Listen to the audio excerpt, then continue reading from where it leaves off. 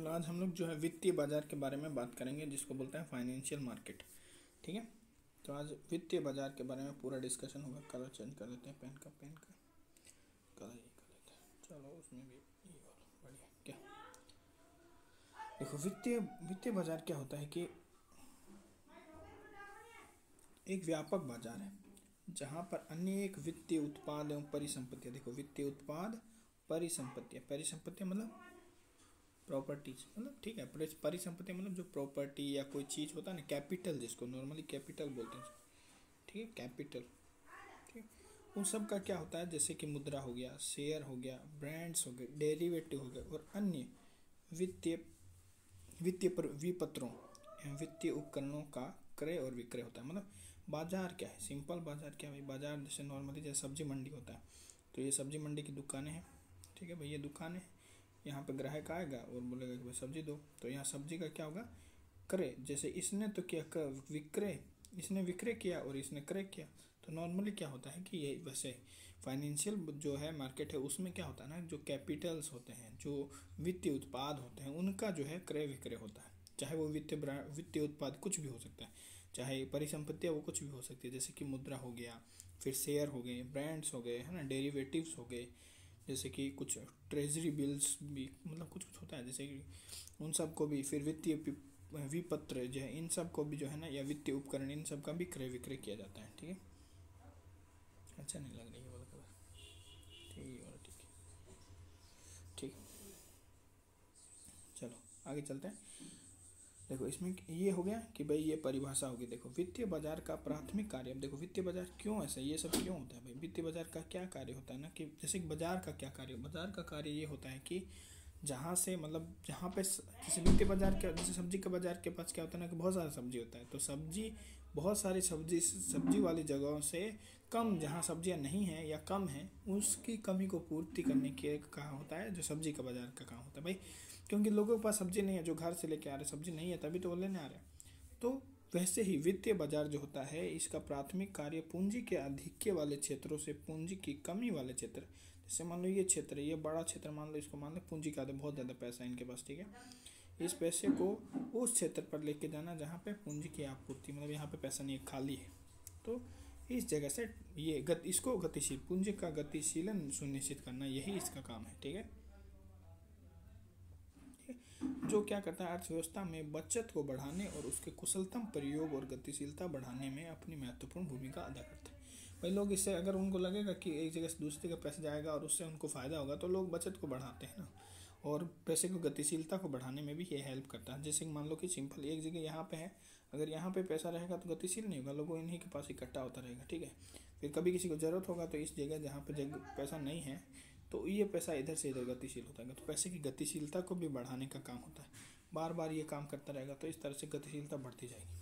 ठीक है, अब देखो वित्तीय बाजार जो होता है ना, दो टाइप का होता है, हमेशा ही सुना होगा वित्तीय बाजार, एक मनी मार्केट होता है, कैपिटल मार्केट होता है। भाई सिंपल बात है कि या तो पैसा जिसको ये, या फिर डॉलर ये जिसको ये, है ना, इस तरह से ये वाला बाजार है, या फिर पूंजी वाला बाजार है ना, पूंजी बाजार जिसको बोलते हैं, कैपिटल मार्केट, कैपिटल का उसमें खरीद बिक्री होता है।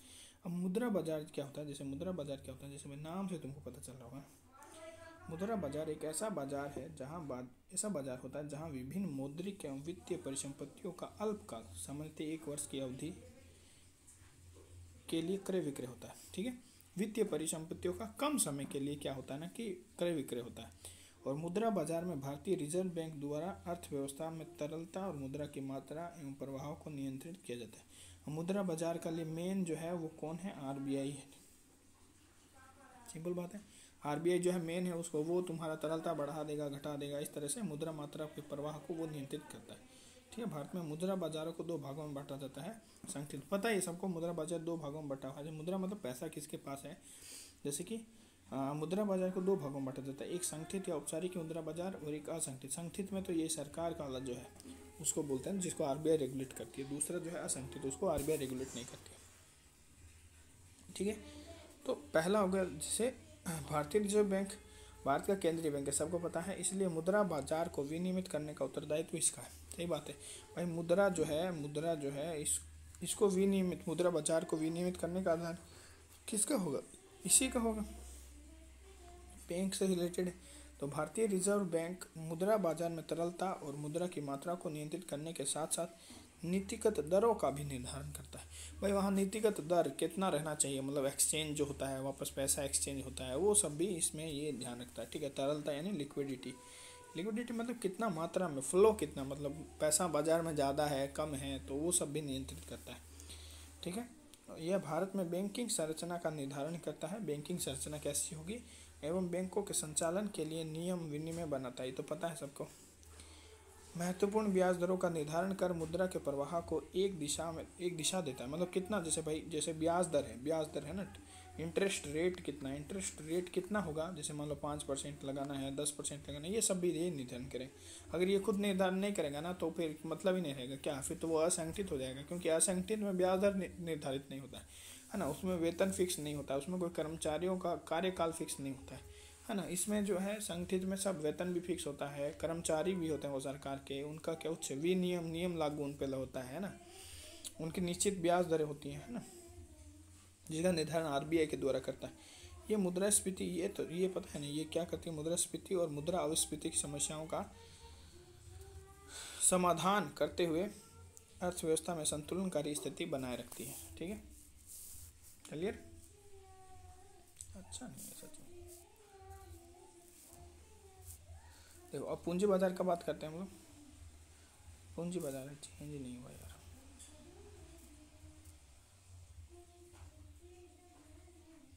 पूंजी बाजार के बारे में बात करते हैं।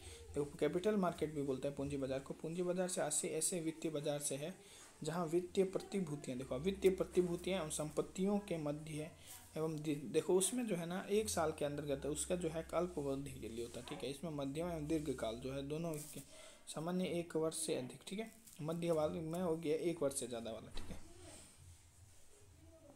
ठीक है, के लिए क्रय विक्रय होता है। सिंपल बात है। देखो इसमें प्रतिभूतियां, जैसे प्रतिभूतियां मतलब सिक्योरिटीज है ना, सिक्योरिटी प्रतिभूतियां, इन सब का जो है क्रय विक्रय होता है, या फिर संपत्तियों का मध्यकाल के लिए या फिर दीर्घकाल के लिए सब क्रय विक्रय होता है। पूंजी बाजार पूंजी के बचत अधिक है, वही सिंपल बात है, जहाँ पे पूंजी ज़्यादा अधिक है उस जगह से निकाल कर उन जगहों पर पहुँचाता है जहाँ पूंजी की कमी है। ठीक है, जहाँ पूंजी की मांग और कमी है। ठीक है, इस प्रकार पूंजी बाजार अर्थव्यवस्था में विभिन्न क्षेत्रों में बचत में वृद्धि कर वापस सेम उत्पादक को निर्देशित करता है। पूंजी बाजार को 2 भागों में फिर से 2 प्राथमिक पूंजी बाजार और द्वितीय। देखो फिर पहले हम फिर से बात करते हैं।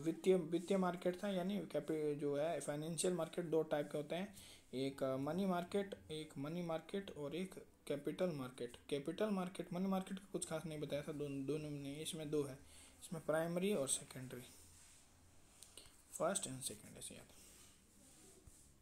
ठीक है, देखो मुद्रा, अब हम लोग पढ़ते हैं क्या मुद्रा क्या होती है। देखो मुद्रा किसको बोलते हैं। देखो ये जो है ना, मुद्रा जो होता है अर्थव्यवस्था के आधार होती है ना, बेसिस होता है, आधार बेसिस, इसी पे टिका होता है कि नहीं, अर्थव्यवस्था इसी पे काम करती है। जिसके जरिए वस्तुएं एवं सेवाएं खरीदी व बेची जाती है, इसके जरिए वस्तुएं जो है वस्तु या कोई सेवाएं खरीदी या बेची जा सकती है। ठीक है, मुद्रा को उस वस्तु के रूप में परिभाषित किया जाता है जिसे विनिमय के माध्यम से समाज द्वारा सामान्य रूप से स्वीकार किया जाता है। अब मुद्रा क्या है, मुद्रा मतलब विनिमय का माध्यम है जिसके द्वारा सेवाओं या वस्तुओं को खरीदा और बेचा जाता है, और ये समाज के द्वारा एक्सेप्ट की जाती है, और ये विनिमय का माध्यम है ना, समाज द्वारा स्वीकार्य है एवं विनिमय का माध्यम है सबसे बड़ा। ठीक है, जो लेखा की इकाई के रूप में कार्य करती है, मतलब ये जो जैसे लिख सकते हो, लेखा की इकाई के रूप में कार्य करती है। क्रय शक्ति का संचय कर सकती है, जितना भी तुम्हारा मान लो ये जो है ना क्रय शक्ति का संचय रख सकती है। मतलब ठीक है, जैसे ये क्रय जितना भी, जैसे मान लो 1000 लिखा हुआ है, तो इसका मतलब ये है कि 1000 रुपये का क्रय जो है क्रय संचय करती है, मतलब इतना 1000 रुपये से चीज़ें ले सकती है इससे। ठीक है,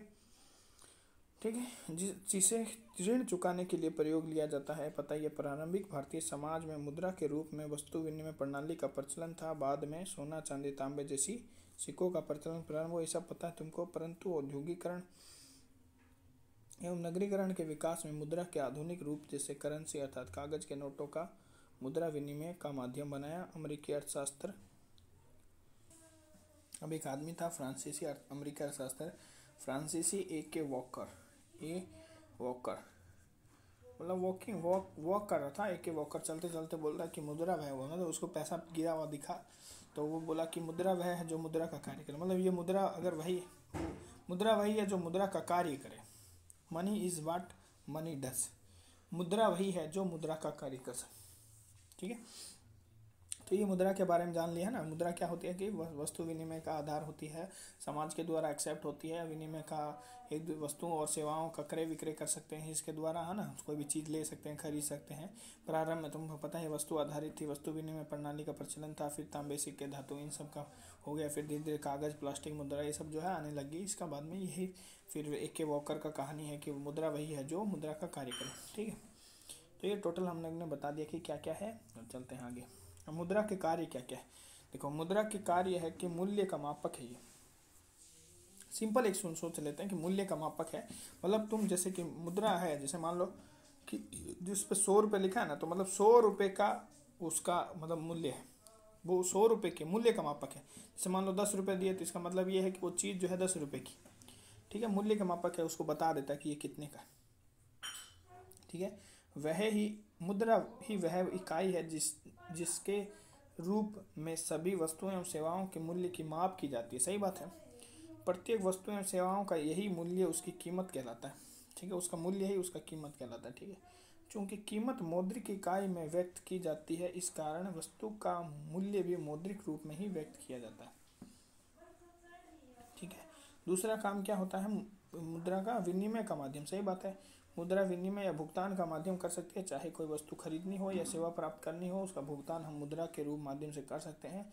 मुद्रा को सहायता से किसी भी वस्तु या सेवा का विक्रय क्रय आसानी से किया जा सकता है। पता है, स्थगित सेवाओं की माप में बहुत हेल्प करता है। ठीक है, स्थगित सेवाओं स्थगित भुगतानों की माप में। ठीक है, कैसे, जैसे कि मुद्रा जो है ना, मुद्रा में भविष्य में होने वाले भुगतानों की इकाई का काम भी लिया जा सकता है। अर्थात अनेक अवस्थाओं में इन्हीं कार्यों आदि का भुगतान बहुत बाद में होता है, जैसे कि पेंशन, मूलधन, ब्याज आदि का भुगतान। ठीक है, इसमें थोड़ा साफ नहीं है, उसके लिए सॉरी।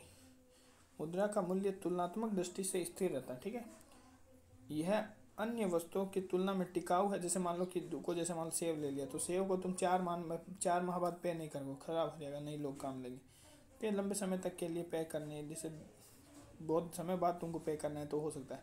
ऋण या उधार में भी भविष्य भुगतान के लिए मुद्रा को ही स्वीकार किया जाता है। मान लो भविष्य में तुमको बोलेगी कि ये जो गेहूँ है ये 1 महीने बाद तुमको दे दूंगा, तो क्या लेगा, बोले कि 1 महीने बाद तो कुछ खराब हो जाएगा, तो इसीलिए नहीं लेगा। ऋण और उधार में भी भविष्य में इसका यूज किया जाता है। मूल्य का संचयन, जैसे कि मान लो कि तुम सेव तो संचय नहीं कर सकते हो, है ना, सेव नहीं संचय कर सकते हो, पर पैसा है, मुद्रा है, तो उससे तुम संचय कर सकते हो, है कि नहीं। तुम्हारे पास मान लो तुमने आज कमाया, मान लो कोई, जैसे सिंपल एक एग्जांपल लेते हैं। एक आदमी होता है, 2 आदमी है, 2 नहीं 4 आदमी लेते हैं। ठीक है, 2 ये हैं, इसका नाम है पप्पू, इसका नाम है पप्पू, इसका नाम है रामू, और 2 ये लोग हैं जो है, इसका नाम है सोनू, इसका नाम है लीलू, नहीं इसका नाम है बेबू, जो भी है, मतलब जो भी है बेबू। देखो इसको, ये जो है पप्पू रामू को क्या देता है ना कि सेव दे देता है, बोला कि ये पैसे तुमने काम किया उसके बदले में सेव, और ये इसको बदले में दे देता है, ये इसने काम किया इसको बदले में ये 10 रुपये दे देता है। तो 10 दिन बाद, तो ये बात करते 10 दिन बाद, क्या 10 दिन बाद इसके पास सेव बचेगा? नहीं, वो सेव नहीं बचेगा इसके पास पैसा बचेगा, हाँ बिल्कुल पैसा बचेगा। तो ये मूल्य का, ये क्या हुआ, मूल्य का संचयन हो गया ना भाई। इसके पास 10 रुपये खराब हो गए, इसके तो खत्म हो गए, पर इसका संचय हुआ, अभी भी पड़ा ही है, नहीं खर्च किया। तो इस तरह से मूल्य का संचय किया जा सकता है। जो मुद्रा होती है, मूल्य के संचय का अर्थ है धन का संचय, है ना। जब मुद्रा का मूल्य की इकाई और भुगतान के माध्यम मान लिया जाता है, तो सहज ही मूल्य के भंडार का कार्य भी करने लगती है, इसे धारक के पास क्रय शक्ति का भंडार होता है। सिंपल बात है, किसी आदमी के पास 1000 रुपये है, तो मतलब उसके पास 1000 रुपये की क्रय शक्ति है। किसी के पास 1000 करोड़ है, तो मतलब उसके पास 1000 करोड़ रुपए की क्रय शक्ति, मतलब 1000 करोड़ रुपए की चीजें खरीद सकता है कि नहीं। तो ये संचय हुआ कि नहीं धन का, ये सिंपल है। चलो आगे, मूल्य हस्तांतरण का साधन। मूल्य हस्तांतरण मतलब मैं अपना मूल्य जो है उधर दूसरे को हस्तांतरण कर सकता हूँ। जैसे मान लो होता है ना आजकल गूगल पे ये सब है ना। आज कहीं दूसरी जगह पे, जैसे मान लो कि पूंजी है, तो मान लो घर है, तो एक जगह से दूसरी जगह तो नहीं हस्तांतरण कर सकते। बोलोगे ये मैं जो है घर दिल्ली जो मैं अपने गांव लेके जाना चाहता हूँ, तो नहीं, तो हस्तांतरण पर मुद्रा तो हस्तांतरण हो सकती है। उस मुद्रा से तुम वापस दिल्ली में जाके घर ले सकते हो, है कि नहीं। मुद्रा के माध्यम से कोई व्यक्ति किसी एक स्थान से अपनी संपत्ति बेचकर किसी अन्य स्थान पर अपनी संपत्ति खरीद सकता है, यही बोल रहा है, मूल्य का साधन होता है। फिर साख का आधार होता है। साख मतलब क्या होता है, जैसे लोन होता है ना, उसका आधार यही होता है। मुद्रा साख का आधार होती है, अर्थात साख पत्रों का प्रयोग मुद्रा की तरह ही होता है। ठीक है, मुद्रा के आधार पर ही साख पत्रों को जारी किया जाता है। साख पत्र जैसे कि चेक, ड्राफ्ट, विनिमय बिल, इन सबको साख पत्र बोलते हैं। ठीक है, इनके द्वारा ही बैंक साख का निर्माण करते हैं। साख मतलब बैंक का, साख का आधार मतलब मुद्रा के बिना साख नहीं जनरेट होता है। ठीक है, तो ये टोटल मिला के मुद्रा के जो क्या कार्य हैं, क्या मतलब उपयोग हैं, ये बताया है। फिर मुद्रा के प्रकार क्या है। ठीक है, तो मुद्रा के प्रकार जैसे जैसे सिंपल एक बार जान लो, जैसे कोई खास इसमें इम्पोर्टेंट नहीं है ये। जैसे कि मुद्रा जो है उसका लेखा मुद्रा या वास्तविक मुद्रा। जैसे लेखा मुद्रा या वास्तविक मुद्रा क्या होता है, जिसके रूप में ऋण, वस्तुओं या मूल्य की क्रय शक्ति आदि को व्यक्त करते हैं। दूसरे शब्दों में जिस मुद्रा का प्रयोग लेन देन, कीमत, कर्ज की मात्रा, इन सब को प्रकट करने में होता है, लेखा मुद्रा। जिसको मान लो लिखते हैं ना, जैसे मान लो 10 रुपये, 20 रुपये, 30 रुपये, ये सब लेखा मुद्रा। ऐसे तो नहीं लिखते 10 अनार, 20 अनार, है ना, तो ये लेखा मुद्रा होगी। भारत, पाकिस्तान, नेपाल, इंडोनेशिया, इन सब का लेखा मुद्रा रुपया है। जैसे ये जो है ये लेखा मुद्रा है। ठीक है, और उन जैसे बाकी सब जो है उन कई का ऐसे डॉलर है, तो ये या फिर ऐसे एक डंडी है, पता नहीं, मेरे को ये नहीं पता, बट हाँ ऐसे ही करके कुछ। ठीक है, और जैसे देखो ये ध्यान रखना, किसका, भारत का, नेपाल का, पाकिस्तान का, इंडोनेशिया का, इन सब का जो लेखा मुद्रा क्या नाम है, रुपया है। जैसे बना देते, डायग्राम बना देते, बहुत इंपॉर्टेंट है। जैसे ये भारत हो गया, ये पाकिस्तान हो गया। ठीक है, मतलब जो भी है पाकिस्तान एक पास पास में बना देते हैं। ये नेपाल हो गया भारत के ऊपर, और यहाँ पे ये इंडोनेशिया इधर इधर बहुत सारा बिखरा होता है, ये इंडोनेशिया हो गया कौन। ठीक है, तो PIN,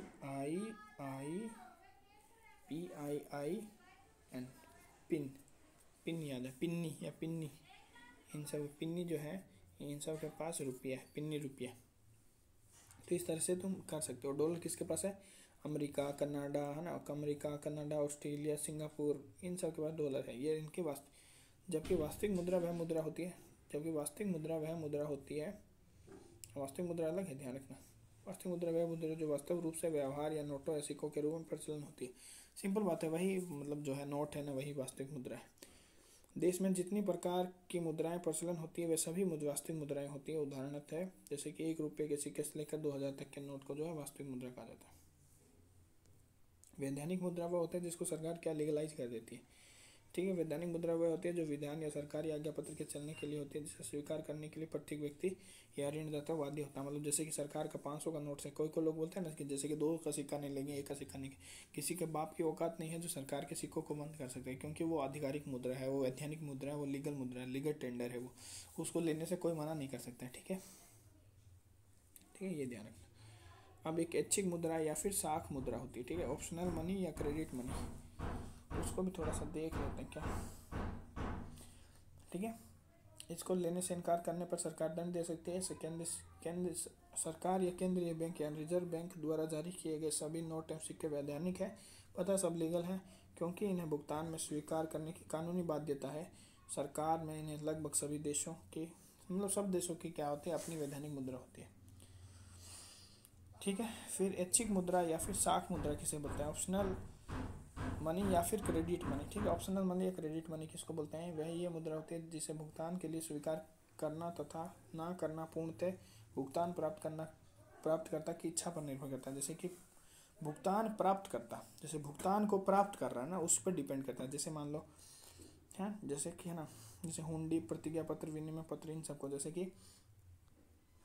कि मान लो एक जैसे ना, जैसे एक दुकान है। ठीक है, तो सरकार ने अपना जो है जो भी विनिमय पत्र ये सब ये डाल दिया, ये विनिमय पत्र हो गया। तो दुकान में जाके इस विनिमय पत्र पर लिखा हुआ है 8000 रुपये, पर ये हो सकता है ये दुकान वाला बोले कि नहीं लेंगे नहीं, पैसे लेके आओ। तो हो सकता है ये मुद्रा जो है ये वास्तविक मुद्रा नहीं है, इसलिए ऐच्छिक मुद्रा है। ये डिपेंड करता है कि वो लेगा कि नहीं लेगा। तो हुंडी जो है, प्रतिज्ञा पत्र, ये सब ऐच्छिक मुद्रा में आता है, ना कि वास्तविक मुद्रा में। ठीक है, ऐच्छिक मुद्रा को साख मुद्रा या बैंकिंग मुद्रा भी कह सकते हैं ना, बैंकिंग मुद्रा भी कह सकते हैं, क्योंकि ये किसी न किसी को साख पर चलती है, जिसे चेक जारी करने वाले की साख पर, बैंक ड्राफ्ट बैंक की साख पर तथा हुंडी एवं विनिमय पत्र व्यापारियों की साख पर, है ना, किसी की साख पर चलता है। ठीक है। सांकेतिक मुद्रा वह मुद्रा होती है जिसे एक सांकेतिक मुद्रा होती है वह मुद्रा जिसका आंतरिक धात्विक मूल्य उसके अंकित मूल्य से कम होता है।